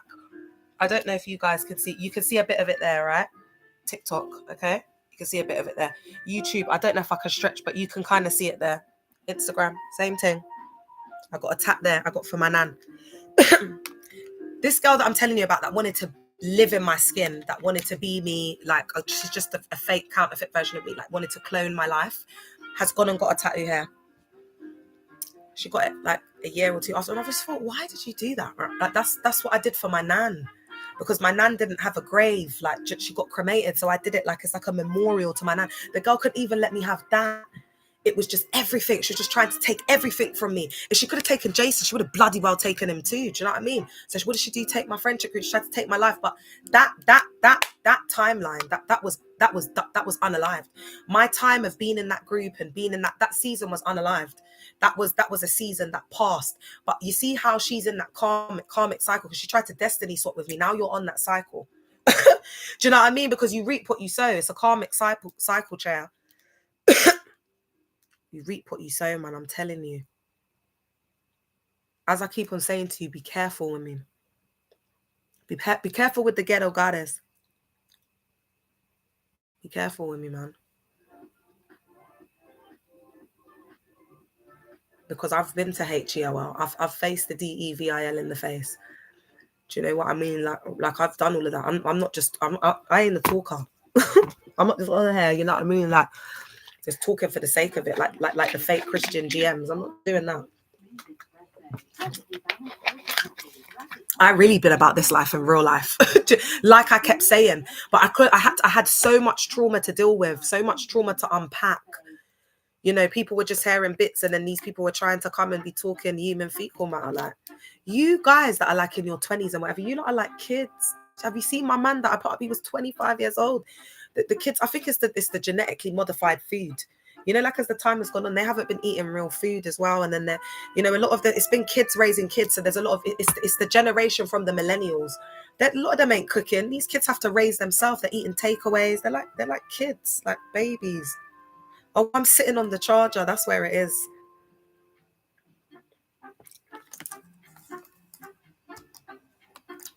I don't need to be in here and sit here and feel like I'm bad. And I play my jazz, babe. You'll hear me playing all different types of music. I'll play classical. Let people laugh at me though when I'm playing it. That's the difference. Then we gonna get down. Do you get what I'm saying? That's why Gangsta, they always have that funny music selection, classical. Can someone pin that comment if it's worth it? Mods, please. They haven't moved with real GMs. They haven't moved, not even GMs, just because for lack of a better word, I want to stop saying it, but they haven't moved with real, you know what I mean? They don't know. Like you're all right.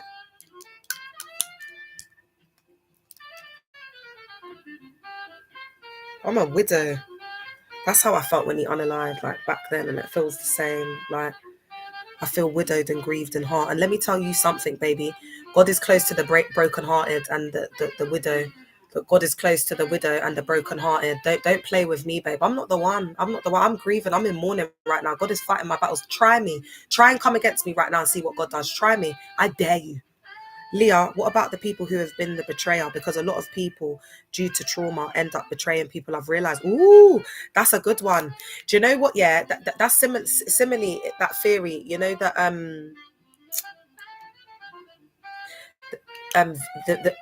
victim versus perpetrator. So if there's a guy and he's grown up in a house and his dad's been putting hands on his mum, like to the point where he's nearly unalived the mum, etc. He will then grow up to do the same thing to his girlfriend through social learning. So his psychosocial views have been formed through ABUSE. So now he's looking at, you know, love through that psychosocial lens, through watching his father put hands on his mum. So that's what he thinks love is. Yeah. So it's the same. I agree. And there's that cyclical betrayal of trauma in the church cult. I've noticed that where people have been used as a, you know, a punching bag and just been beaten down psychologically, and then they beat people down the same way and break them down because they think it's love. That's what my pastor's wife did to me. She was completely broken down. Oh, hey, by you know, Bishop Richard Aye, and then she would just treat everybody else the same because she'd been brainwashed to think that was love, rebuke and being chastised. And it's sad. These people are in their 50s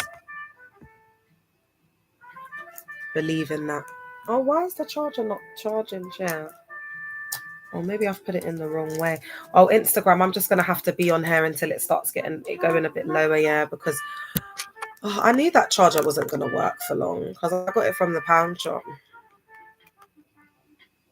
Oh, well, I'll be going right back there tomorrow to get my £2. Actually, I'll wait till Thursday because the kids can get something in there. They'll be happy. Everything happens for a reason. Yup, it really is a cycle, healing for everyone. Yeah. And we're in the year 9, aren't we, my love? I don't know how, if you know about the metaphysics and the astronomy, the way the universe really works. But you know, more people are looking into it now and seeing that it's the truth. Do you know what I mean? Because the only thing that can explain what's going on, hey King, is what's going on like at a planetary, like astrological way. Okay, so I watched this other video the other day. It said that Aquarius and Pisces, oh my God, look at how what you're saying fits it up. Miss Al Rose, you're in the spirits, are the blueprint. That's why people envy and obsess over them. Ooh, I'm an Aquarius. That makes so much sense. Oh my God, I've just had a lot of haters. That's why I came to the point where I said, you know what? I'm not going to have no new friends. I don't want any. I had a real barrier up, and Survivors, you know, you don't know what you've done for me, like, you know, and survivors are turning friends that turn to family. Like, it's so beautiful, the community that we have created. I mean, survivors have some, oh god, it's just the purest souls. Like, it's the guys, we're the chosen. I don't care. We're the chosen, because you lot are sweet, like, just sweet souls, like, so kind-hearted. Like, there's not been a survivor that I've met and I thought, ooh, a little off vibe. It's just like so beautiful. Do you know what I mean? That's why I'm not about like numbers and masses, and because babe, if you trigger me, like, I'm not, you know, like, I need us to all be on the same vibration. Oh, Blacklisted said God's diamonds. Oh my god, that is so lovely. Oh, praise the Lord. Oh, thank you very much. That's lovely. And this is what I love, like, just the love, and, you know, just what we share, having these times on the live, you know, it's so special. Do you know what I mean? Because they left us for unalivement. They left us. Oh my God, you guys, I'm going to start doing some of the psychology, because I can feel myself burning up. My heart is like burning up. Woo, I feel myself burning up. And you know, when that happens, like, it can get, things can get sticky.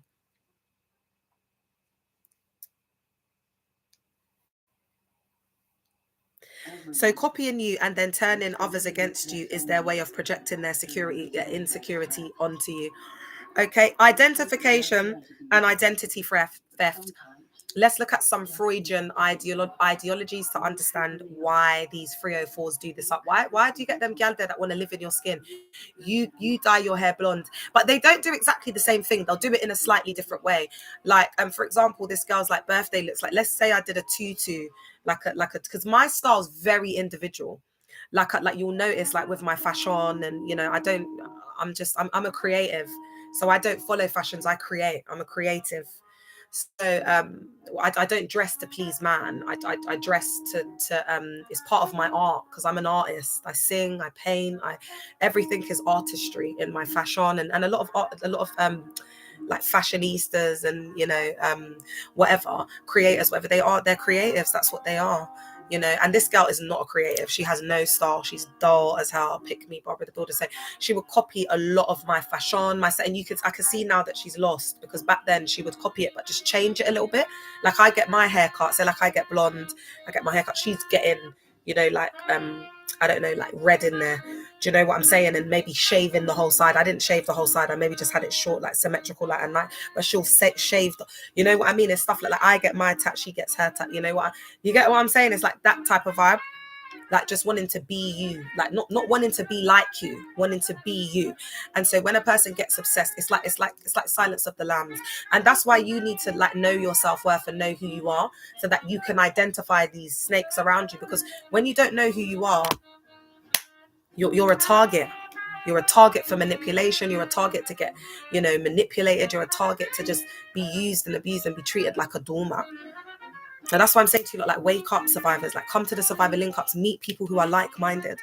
I understand what I'm saying. Like we do need a community, guys. We need each other. Do you get what I'm saying? Like, there is truths, I believe, in them, that sacred text in the canon Bible. They've just manipulated it and twisted it for their own gain. Bums or seats equals coins. But that thing about needing each other and fellowship, that thing is true. And I hope I'm not triggering people, but it is true, guys, because everybody needs someone. Like, no man is no island. But you do have to go through that shipwreck. Do you know what I'm saying? When you're on the island by yourself, you're in that hermit mode. You're finding yourself being you, but it's temporary. It's momentary. Do you understand what I'm saying? That when you come out of that and you know yourself like the back of your hand. So, for example, there's a feeling in my gut. I will know not to go somewhere. I will ask God to put certain things in place, signs, synchronicities, to show me certain things that, you know, like, God will speak to me through the birds of the air, through many different ways. Yeah. So I know myself enough to trust myself enough, like with my own decisions, etc. So you need to go through that process, and then once you've healed, like those ways in yourself. Sorry, Instagram, I'm gonna have to go soon. Then you can start to look at friendships, yeah, because there needs to be that healing, because we've been really, like, scarred and traumatized by friendships. Because a lot of us, you know, the people that work 304 in themselves out in the places of worship, and, you know, getting their backs blown out and then coming to lead worship on the altar of God. That's why I call them 304s, because this is different. You're coming and you're leading worship on the altar of God, and you know that there's a lot of different pieces of the puzzle to this shell. All right, so Freud also wrote about identification, where someone takes on the traits of a person they admire or fear to feel more powerful or safe. Now, if a person's insecure and they've got the body card, but they ain't got the face card, do you see how they will take on the traits because they admire that? It could be personality, it could be your light, it could be your aura, it could be because you sing, it could be, you know, it could be your kindness, it could be that you're just a good person. So everyone wants to be around you.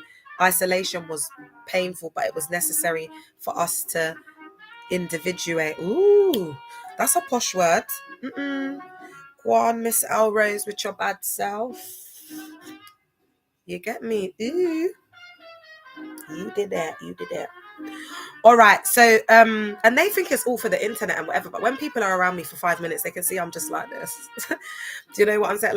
I'm just like this, babe. Like, I'm like this 24 hours a day. That's why my kids, it's like they live in a fairy tale. Like, their mum is just like this Disney princess. You know, I mean, I'm a neurodivergent mum.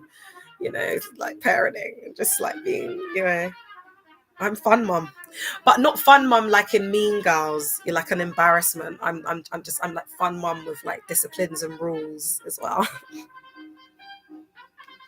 All right, guys. Sorry, let's get into it. Something about Jasmine.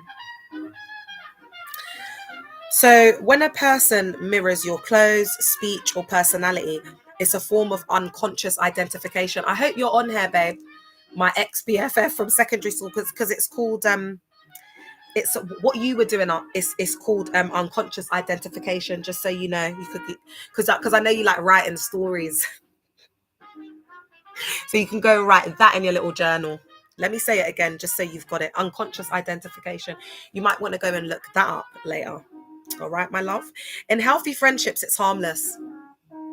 In toxic dynamics, it becomes parasitic. Ooh, oh my God. You see, guys, you see how spiritually this is crazy. They borrow your identity until it threatens their ego. Then they flip it to hostility. So do you see that the love turns to hate? Because there's a thin love between love and hate. And you know who you are. That's a confirmation that we need to watch that film. That's one of the films we need to watch.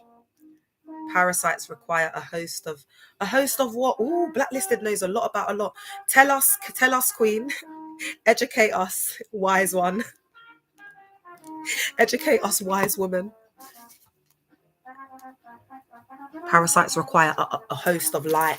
Ooh, so they're siphoning the light, siphoning the energy, and siphoning. I just had a lot of bad mind people, evil eye, and bad mind energy around me, man.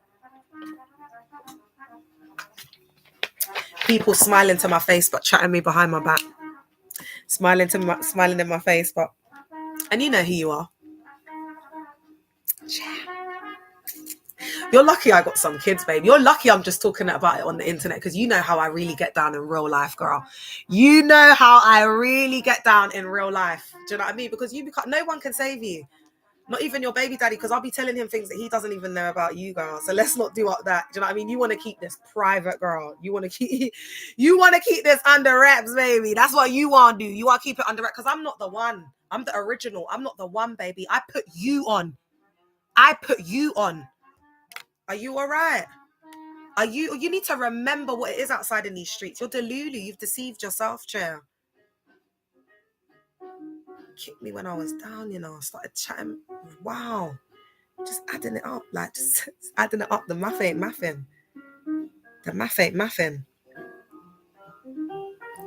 Some crazy chicks outside in these streets, man.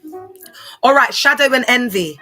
This is from Jung. So we're going to look at some Jung ideological perspectives now. Jung's concept of the shadow explains this even more clearly. Everyone that has hidden aspects of themselves they don't want to face. All right, so this is the shadow self. When someone sees a quality in you that they've repressed in themselves, your courage. I hope there's a certain person on here that's listening, chair. Do you understand? You need to go on, chair. And you need to, tomorrow you need to go on, you need to get your snacks, and you need to sit down, and you need to journal it, because I feel like this is just for you, chair. So it's the qualities that they've repressed in themselves. But you got to remember, we've been stripped of our confidence, our identity, our self-love, all of that, yeah. So we're not seeing ourselves the way God sees us, and even the way other people have seen us. Because just for that scripture alone, you're fearfully and wonderfully made in God's image. For that alone, you should love yourself, all right? If anything. So your courage, your style, your resilience, your creativity, it triggers both admiration and resentment. As I said, there's a thin line between love and HAT. If they don't do their inner work, they'll try to steal the trait by copying you or tearing you down. So they're either copying you, wanting to be you, or they're trying to break you down. This is why betrayal often feels so personal. It's literally your shadow in their behavior. Because it's like you try to be bad. It's like you try to do me dirty. But babe, I don't even move like that. I'm not a snake in the grass. I would rather tell people stuff to their face, or tell people, because I'm just real. I'm just real. I don't care who you are. I don't care who you are. I'd just rather say it as it is, and just say, because that's the truth. The archetype of the false friend. So this is the trickster. This is a young ideological perspective. So there's names for all of these type of people. So you're the archetype of the false friend, my love. If you're on here, it's called the trickster, because I know you like writing your little stories. And what you need to be doing right now, girl, is casting your mind back to secondary school and thinking about the indirects that I'm throwing out there, because I'm putting subliminal signs in to let you understand that there's things that I know about you, like real dirt on you. So you understand I'm not the one to play with outside in these streets. And me, I don't care. You could put all my business out there for all I care, because I'm a mad girl. I don't care. I own whatever I did. I own it. And there's things that will come out later, guys. It's up to you if you want to ride with me or not. I don't care. But do you know what I mean? I'm going to own everything that I did. That's the difference between you and I. I'm a real G. Do you understand what I'm saying? Like, I will own it. I'm not going to act fake and try and brush things under the rug and be going behind people's back and being a snake in the grass. I will own what I do. Then afterwards, it's up to people if they want to rock with me or not. It's up to y'all, because you've got your own mind. I'm not going to manipulate you and try and hide things and act snaky. And that, what is that? I can't even relate to people like that. All right, so the trickster. Jung also spoke of archetypes, universal patterns of behavior. The false friend aligns with the trickster archetype. Someone who wears a mask, deceives, destabilizes, and tests boundaries. In mythology, tricksters appear to challenge the hero's growth. Oh my God. In real life, they teach you about discernment, boundaries, and self-trust. So in life, when you've had the trickster friend, the one who's betrayed you, the one that's thinged you in your back, the one that you thought was, and then they went and took your whole friendship group like me and started chatting you behind your back and kicked you when you were down. People that you thought were going to be there for you, and it's like a mask. It's like they're a different person. This will teach you discernment, because remember, you get pattern recognition in it. These types of deep pain, like deep betrayal and trauma, it teaches you discernment, boundaries, and self-trust. Energy exchange and metaphysics. So in metaphysical circles, people talk about energy siphoning. So I wanted to look at a little bit of the metaphysics around this, because I think there is, we're multi-dimensional beings. This is what I think it is, Chair. So let's talk about energy siphoning. Whether you frame it spiritually or psychologically, the principle is the same. People who are depleted or insecure or don't love themselves. So these are the pick-meshas, these are the Barbara the Builders. This is why I'm taking time to really unpack this and teach it, because these gal them are dangerous. They'll smile in your face and act like the perfect Proverbs 31 wife, but they have the most EVIL in their heart, and they don't love themselves. They're insecure, they project, they wish no goodness onto anyone else because they don't wish it for themselves. So again, this is why I'm taking the time to really break it down. So they are depleted or insecure, and they may unconsciously feed off the energy of someone vibrant. All right. So copying you, inserting themselves into your friendships, or undermining you is their way of gaining access to your energy or source. So what might be resonating with you is the WOG, the women of God, the person's wife. Like, this is what they do up. Yeah. So them undermining you, when they were breaking you down, they were siphoning off your energy and gaining access. So you're like that battery, like that punching bag, like that source for them. Oh my gosh. All right, there's a little bit more, guys, and then I'm going to start. If you've got any questions, start to get them ready. Now we're going to look at how this affects you. So how this will affect you is erosion of trust, repeated betrayals, re-trigger old trauma, especially if you've survived cult or group abuse, or because high control environments, I'm going to start getting onto the series of high control environments, because they can be workspaces, you know, they can be families, like we've, you know, there's those guys in the jungle, you know, it can be like, you know, like a small love triangle type of thing, you know. It's just about, once you see those characteristics, that's what defines them as cults. Yeah. So I'm going to go into that because I feel like a lot of us may have been church cult environment hopping. So not church cult, sorry, like cult environment hopping. So high control work environments, like hop into different ones, because so you're not going to the church cult, but it's those environments that display the same thing, the same toxic cycles and patterns. And you know, it's like addiction, you know, you need environments like that because of all of the dysfunction and the emotional dysregulation, okay, of your nervous system. So instead of doing that art, what you need to do is be in stillness and meditate and ground yourself. Do you know what I mean? And unpack the trauma and get some therapy. Yeah, codependency, most definitely. Okay, I've read that one. I'll read it again though. Isolation was painful, but it necessary for us to individuate. All right, so identity confusion. When someone mirrors you intensely, it can make you question your own uniqueness or reality, because they steal your identity, your style, your, do you know what, who was that girl that was it I Spice, was it Cleopatra, what's that girl that she was saying she started wearing the skirts? You know, even when I saw that, I started thinking about this girl, you know, my ex BFF. I remember, yeah, my mum got me, or my mum and my nan got me some bad man coat, yeah. You know, back in the day, baby fat was the thing, you know, baby fat. And oh, I'm just going to tell the truth. So I'm going to draw myself up, but I don't care. This is how close this girl was to me, yeah. I had a boyfriend that was in jail, locked up at the time, yeah. And I had bought this baby fat jacket, and it was all fur, yeah. But it was like reversible. Anyway, she went and bought, I'm not gonna lie, the jacket was bad in it. It was a bad jacket. But again, do you see what I'm saying? Like, she looks at my style. She used to look at my style and then get things. Do you understand what I'm trying to say? You know, it was mad. Like, I get a fur jacket and she gets a fur. And everyone who knows me know that my staple is like furs. So again, it's the copying. Do you know what I mean? This girl was taking pictures for me, you know, like intimate pictures for my man that was locked up. Like, that's how tight we were, you know. I wonder if she's still got them pictures, because she took some pictures. Where were those pictures, Cher? It would have been good to get back them pictures. I looked good, man. What did I do with them pictures? Oh my God, I looked so good. I would love, you know, I'm just not with them people. Oh my God, nah. I looked so good in them pictures. I'm not even going to lie. Because, you know, back in the day, it was pictures. They didn't have phones and all that. And they used to put the pictures, you know, on the cell, the walls. I think they still do that. But back in the day, there was no phones. All right. It weren't like that. The phones weren't like that. All right. Hypervigilance. You become more guarded, scanning for signs of betrayal, which can feel exhausting. Re-traumatization, narcissistic friendships mimic cult dynamics, love bombing, control, feeling like you will get discarded, because narcissists, they discard people. And if you've had a lot of trauma and you haven't healed, you would have attracted a lot of narcissists. So you would have had, had a lot of narcissistic abuse. So you'll be seeing every friendship as that.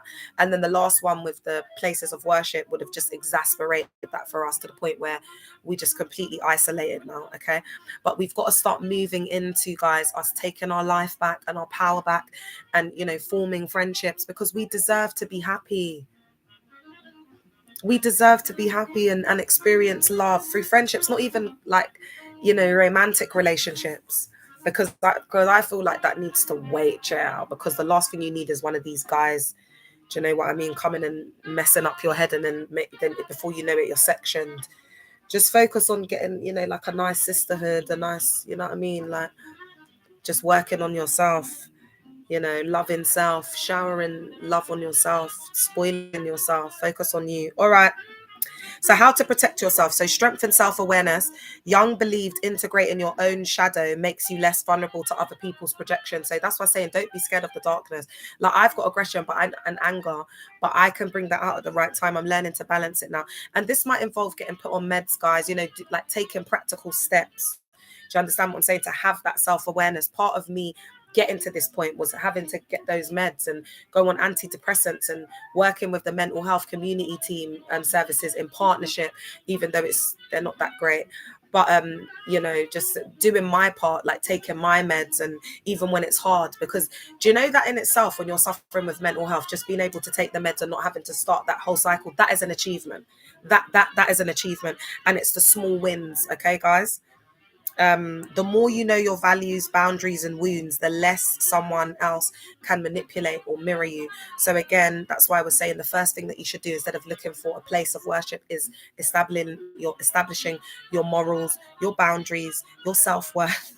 Yeah, because you need to do that. So when you go into one of these spaces, you can identify if there are teeth, because so you've got discernment. How do you get discernment? Because they'll tell you, oh, you got to pray for it. It's not about praying for discernment.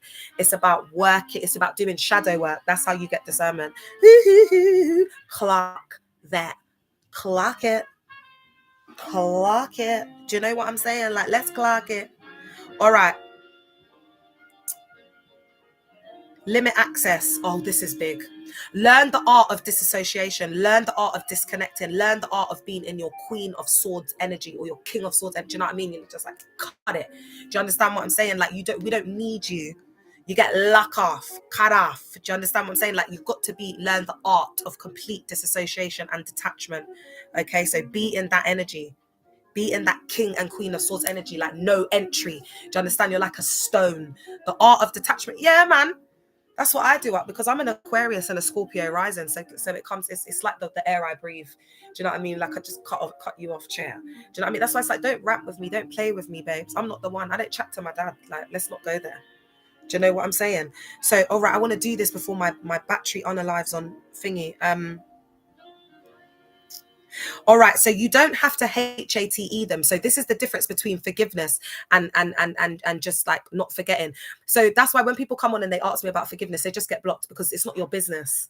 Forgiveness is for me. It's what I do in my private time. It's between me and God. It's nothing to do with you. You don't need to worry. That's why everybody's saying that you don't have religious psychosis, because have you forgiven? Instead of you pointing fingers at me, Christ said, he who is without sin cast the first stone. You don't even know the basics of what it means to follow Jesus Christ as our Lord and Savior. And you want to come on, you think you've got something to teach me, babe. You just haven't. Because the word is in me, my love. Like, no one can defeat me. Do you understand? Detachment is forgiveness. Ooh, that's deep. You know what? You're right. You're right. You're right. Because like the girl that was sleeping with my man, I detached. I could have put hands on her. So that, yeah, you're right. Just letting bygones be bygones, letting things go. But I also feel like my energy is luxurious. Like I believe that my energy is such that when I'm around people, I build them up. Do you get what I'm saying? I love on people. I pour on people. I make people feel expensive. I make people feel like the way I feel, because that's how I feel. That's how I love on myself. So if you're close to me, I'm going to do the same thing for you. And that's what I realized. So I can't let anyone come in my energy. That's why I said I don't want them girls back in my life. I don't need it. Stay in your vibration. I'll stay in mine. You do what you're doing. I'm going to do what I'm doing. So that's why I'm protective of my energy, because my energy is expensive. I'm expensive. Yeah. So limit access, not compassion. You just have to reduce their access to your private life, ideas, and energy. Boundaries aren't punishment. They're self-protection. Name the pattern, don't personalize it. Seeing the behavior as projection, as shadow play, helps you detach emotionally instead of personalizing it. Instead of thinking, why are they doing this to me? They're not doing it to you. They're doing it to themselves. And it's a mirror. So they're projecting directly on you, because you're the person that's there. Instead of thinking, why are they doing this to me, you shift to, this is their unresolved envy, trauma, or shadow. And that's what I tell them when I'm out and they can't handle it. You know what I'm saying? Like these street recruiters, they absolutely lost it. Ground your energy. In metaphysical terms, grounding practices, so breath work. You'll even see as I'm on the live, guys, it's like second nature to me. Like, and I might not do like the big breaths, but just the whatever it is that I need to do, that's like second nature. It's a spiritual practice. Do you understand what I'm saying? It helps me. Like, you don't underestimate breathwork, child, because my second child, it was so complicated, the labor, and I didn't have any pain relief, because you know they don't listen to BLK women. Do you understand? So I told them that I felt like I was going to go toilet. When they checked me, I was 9.5 centimeters. I couldn't even get epidural. Anyway, if it weren't for that midwife, I love her. She still messages me now and then. You know, I said to that woman, you saved my life. She was saying, breathe on the contraction. So breathe in, chair. Do not underestimate it. That's why we have gas and air. Don't play with breathing. But again, do you see they've introduced capitalism? Like, everything's about money. It's all superficial. But that's why we're having it's the great spiritual awakening. People are waking up. Like, why are we going to work 9 to 5? Are we living to unalive? They're going to have to change things up. Otherwise, the whole world is going to turn against these governments. Chair. That's on period point blank. Because we're all waking up now. Do you understand? So, like, it's he that has eyes, let him see, and he that has an ear, let him hear what the spirit is saying. That's on period. I'm not here for everybody. I'm here for a collective. I'm not like the cult. It doesn't benefit me if you're on here. I don't get money. I'm not getting paid. You know, it's for a collective, people who resonate, that have been through this trauma, that understand my struggle and my pain, that have been through the go through, man. People that have been in the trenches. Like, it's just a miracle that you're still alive. Like, you don't even know how you're still here, like how you still made it. These are the people I'm talking about. Ooh, the anointed reincarnation. Ooh. All right. Let me get to this bit so I can lock off on Instagram. Healthy support networks. Oh, no, I've jumped.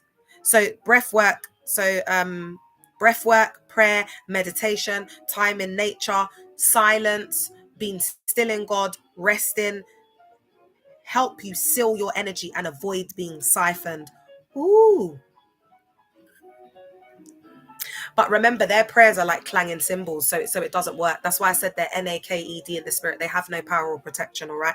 And then on top of that, they're believing in a man, okay? So the first commandment is, you know, what's the greatest commandment? Is to love the Lord with all your heart, not love Dagu Mills with all your heart, not love David. It's to love the Lord. That's why when you're coming for me and speak, you need to chat to yourself, babe, because I love the Lord, my God, with all my heart. I'm not perfect. Like David wasn't perfect.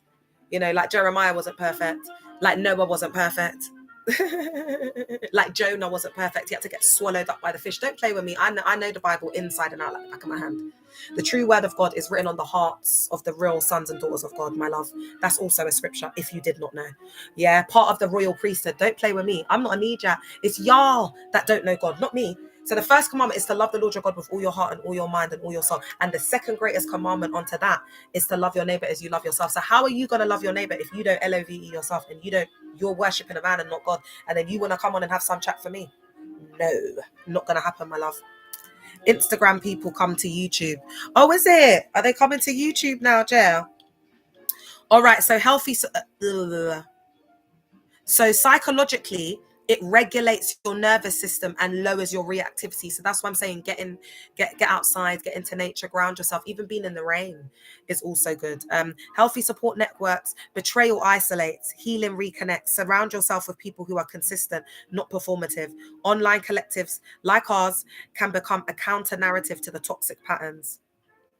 And on that note, Instagram, I'm going to come off because my battery's going to unalive and I want to save the live. I love y'all. I'm on YouTube. I'm going to finish up on there and TikTok. All right. I'll see you tomorrow. Love y'all. Bye. I need to get this recording on Instagram because I know, you know, people do go back and watch the live. Guys, let me know your thoughts in the comments. How have you found this live? You know, I hope it's been useful for people because, you know, I've been going through it and I have to deconstruct in some way.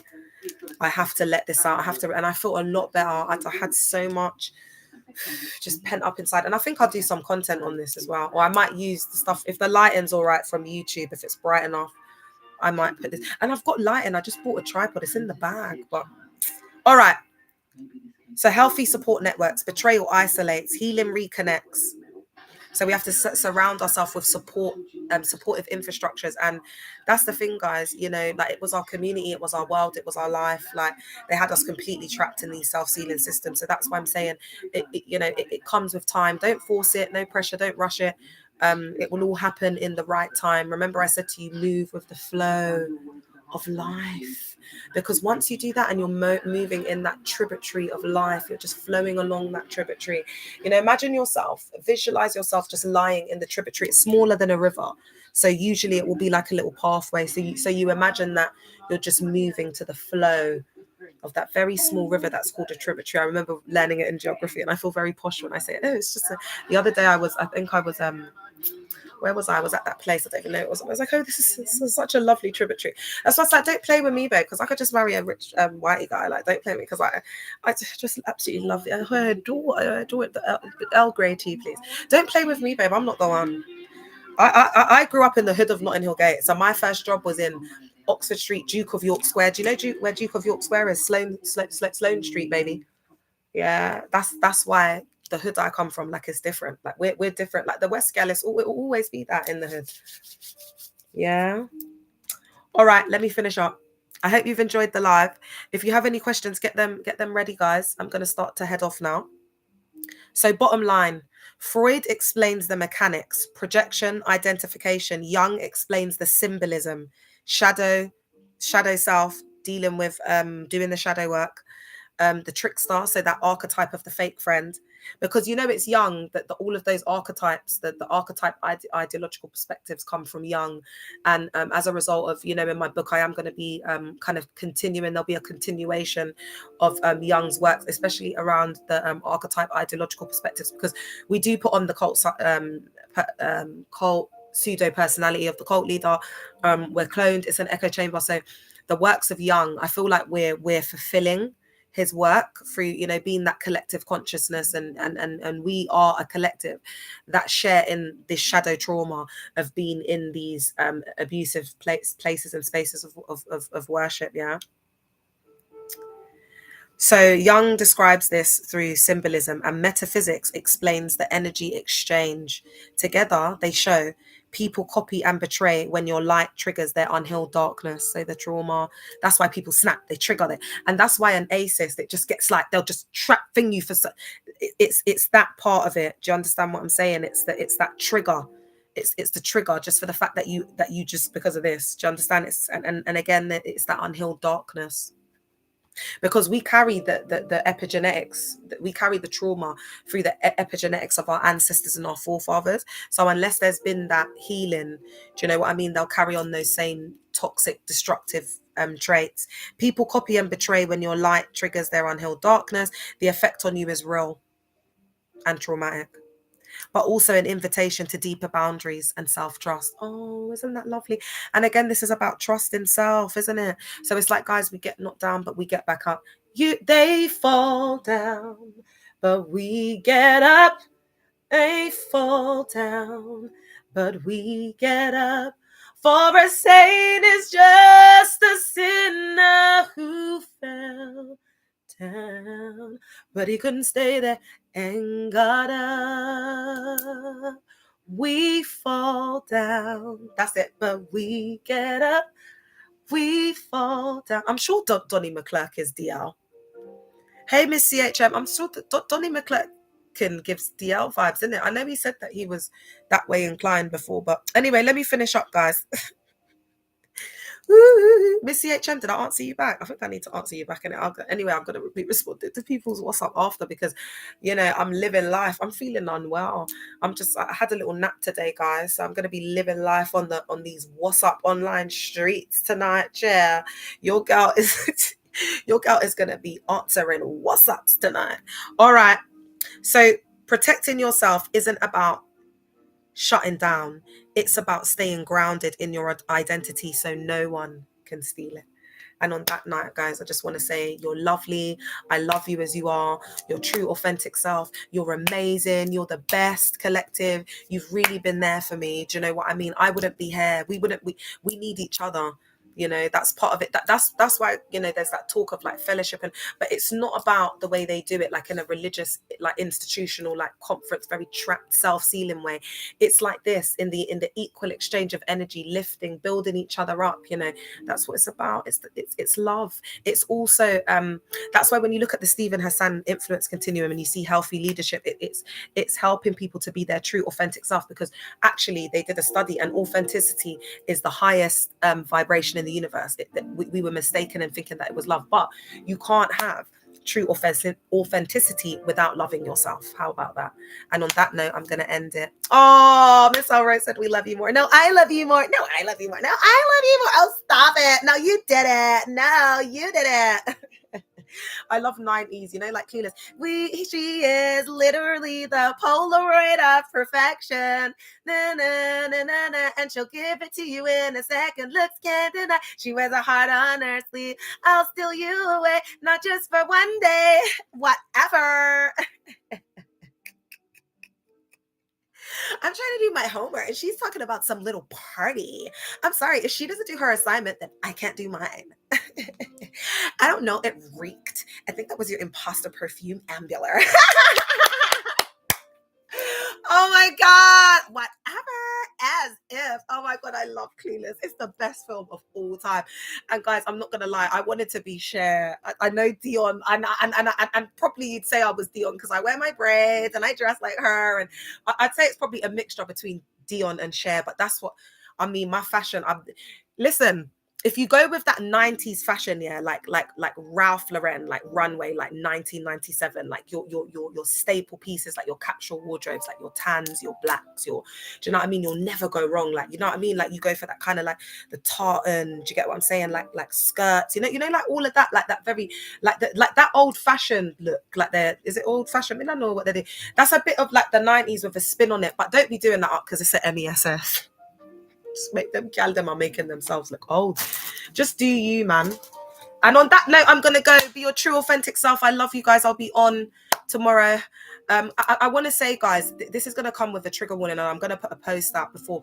I'm gonna be posting some really sensitive footage of me just, you know, releasing all of the trauma, all of the pain from my boyfriend's unalivement, yeah, and the trauma from the cult that I couldn't fight for justice for him for 18 years. It is going to be quite distressing. It is me in a very raw, I'm going to be, you know, I'm just taking it there now because I've had enough of everybody. It's a very raw state of, you know, me in disassociation, you know, completely breaking down, and I just want to share it because I want to put it out there because I know you survivors go through this in behind closed doors. I know this is what you go through, and I want you to know that you're not alone. And I've decided that I do want to share that content that I didn't think I'd be sharing in my life, but just because I love you guys so much, honestly, I just bloody well do, man. Like you lot, this is what I can't. You see the love I have, I can't put it into a man because I'll always get hurt. I have to, this kind of love, it makes sense now, like with my purpose and my calling and stuff, it has to be with like the collective. Thanks for the follow, D. It has to be with the collective because you guys have been through so much, and my heart is pure and soft, and so is you guys. Do you know what I mean? And it's like we have to hold each other in each other's hands and just rock each other through this trauma, man. That's what we have to do. That's what we're doing. I love you guys. You're my world. You know, if nobody doesn't like you, I like you. I love you very much, and that's genuine. You guys have been there for me, and I will never forget it. Do you understand me? I will never forget it. I love y'all. I'm gonna say bye on TikTok first. Let's hope I don't get a tutorial, but if I did, it's lasted. So F all your hoes. It says go live, I'm trending. Well, I'm off now. I'm not gonna go live that I'm trending. I'm actually off. I'm coming off now. I'm tired. You might get me back on there, guys. You never know. Miss Elrose, I love you. You're such a queen. And just be happy. Do things for yourself, okay? Promise. Pinky promise. Miss Elrose, we've got to get through this together, all right? Because I'm going through this with my boyfriend that was unalived, and we've got to show up for each other. Oh, I love you so much. You're such a pure soul. All right, my love. I'll see you tomorrow. I don't know what time I'm going to come on, Miss Elrose. Miss Elrose, do you want to send me your number? Because, bitch, you should be on my WhatsApp. Because if you give me your number, I can give you my WhatsApp, and then I put all the links every time I'm going live. So, you know, the people that go hard for me, oh, look, 11 on the clock. The people that go hard for me, that like my people, them, they got my number. So, because, you know, I'm just all about the culture. So nothing's personal. I don't have a personal line. I don't have it's just, you get me? It's just like, we just out there in these streets. We radical, man. So it might be too much pressure. Don't feel pressured. If you want to give me your number, then just message me, all right, my love, and then we'll take it from there, because then you'll get the link every time, and there's no pressure to come on, but just so it's there if you want it. Do you know what I'm saying? Because you check my status and you'll see it. All right, love y'all. I'm gonna see you tomorrow. I think it's gonna be first thing in the morning, Miss Elrose. So check, yeah. Love y'all.